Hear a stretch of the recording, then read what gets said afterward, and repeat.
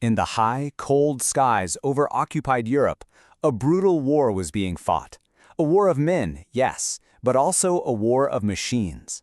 And it would be decided not just by skill, but by the cold, hard math of industrial power.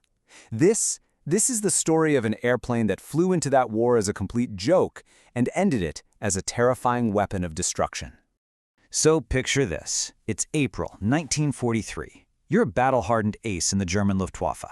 You look down and you see the newest American fighter for the first time. And what you see is, well, it's kind of laughable. It's this fat, barrel-chested thing that can barely seem to climb. To pilots flying sleek, agile interceptors, the P-47 Thunderbolt was just an object of ridicule. A flying milk bottle, that's what they called it. And you can see why they laughed. I mean, it was a total clash of ideas. The Germans had pretty much perfected the art of the lightweight interceptor. Think of it as a surgeon's scalpel, designed for elegant dogfights. The Americans, though, they built a juggernaut, a flying locomotive, really, all built around a monster engine and more firepower than anyone had ever seen. It was like bringing a 7-ton sledgehammer to a sword fight. And those first few fights, they just proved the Germans right. Their own reports called the new plane meat for the slaughter. They even had a nickname for the pilots, Indiana Fat Targets. The Thunderbolt flew like a truck, turned like a freight train, and, as they so delicately put it, climbed like a pregnant cow. For a few short weeks, the Germans figured they had absolutely nothing to worry about. And then came June 26th, a single day that changed everything. Over France, a formation of Thunderbolts gets ambushed, perfectly executed. A young pilot, Second Lieutenant Robert S. Johnson, gets caught in the trap. His plane is dying. It should have been his last flight. But instead, it became the beginning of a legend. I mean, just listen to the damage report on Johnson's plane. It was systematically ripped to shreds. 21 cannon shells blew holes in it. His canopy was jammed shut from the impacts, his hydraulics were gone, his engine was on fire, and the fuselage? It had over 200 bullet holes in it. By any rule of aviation, that plane should have just disintegrated in midair. But it didn't. A German fighter moves in for the kill, pumps his last rounds into this flying wreck, and it still keeps flying. Can you imagine what that German pilot was thinking? He pulls up alongside, just stares at this impossible sight, shakes his head, gives Johnson a salute, and just flies away. Turns out that milk bottle was made of solid steel. And that toughness taught the American pilots a new way to fight. They realized, okay, we can't outturn these guys in a dogfight, so they stopped trying. Instead, they used the P-47's greatest weakness, its incredible weight, and turned it into a deadly weapon. They'd dive from way up high, building up so much speed no German fighter could catch them, a tactic we now know as boom and zoom. They were a hammer falling from the heavens, strike, and then be gone. And at the end of that dive, that's when the Thunderbolt showed its true colors. The whole reason for its size, its weight, its very existence. And that reason came in a set of eight heavy machine guns. Now, those 8 guns could put out a combined 6,000 rounds a minute. That's not a burst of gunfire, it's a solid wall of lead, a stream of destruction that could literally saw a German fighter in half in under 2 seconds.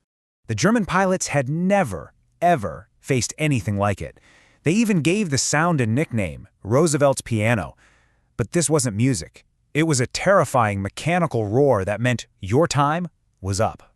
America's top ace in Europe, a guy named Gabby Gabreski, he put it pretty simply. He said that when a plane got caught in that storm of .50 caliber fire, it didn't just fall out of the sky. It just ceased to exist. It became a puff of smoke and a shower of metal confetti. So the plane is already tough as nails and hits like a freight train.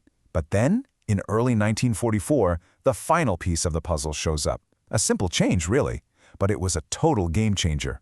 A new propeller, with these huge wide blades that look like paddles. And the effect was just incredible. You can see it right here. The climb rate shot up by almost 35%.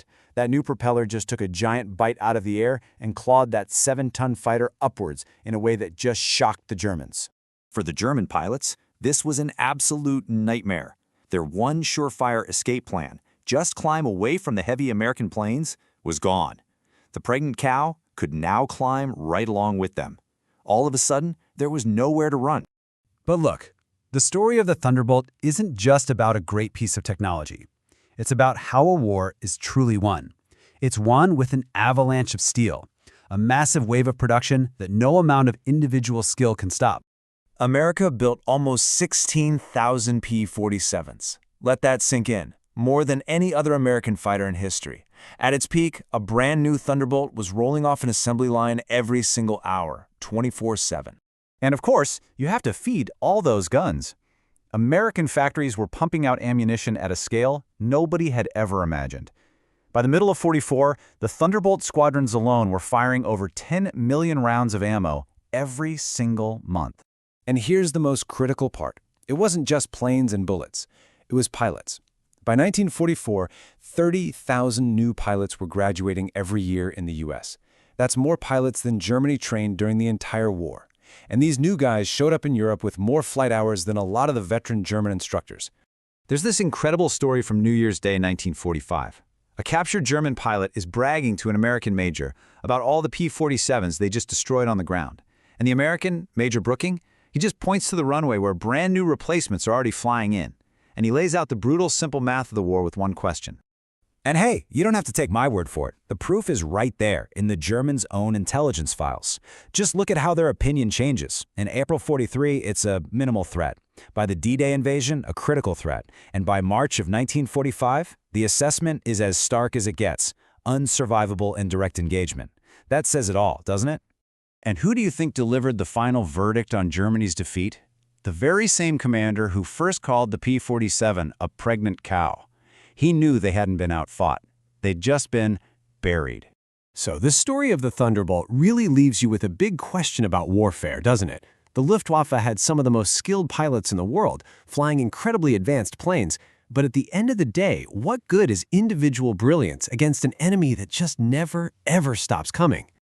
After the war, an anonymous German pilot summed up the terror of it all. The laughing, he said, just stopped. It stopped when they realized the Americans didn't have to play their game. All they had to do was point that wall of guns at you, and you were gone. The flying milk bottle had had the last word, and the skies now belonged to America.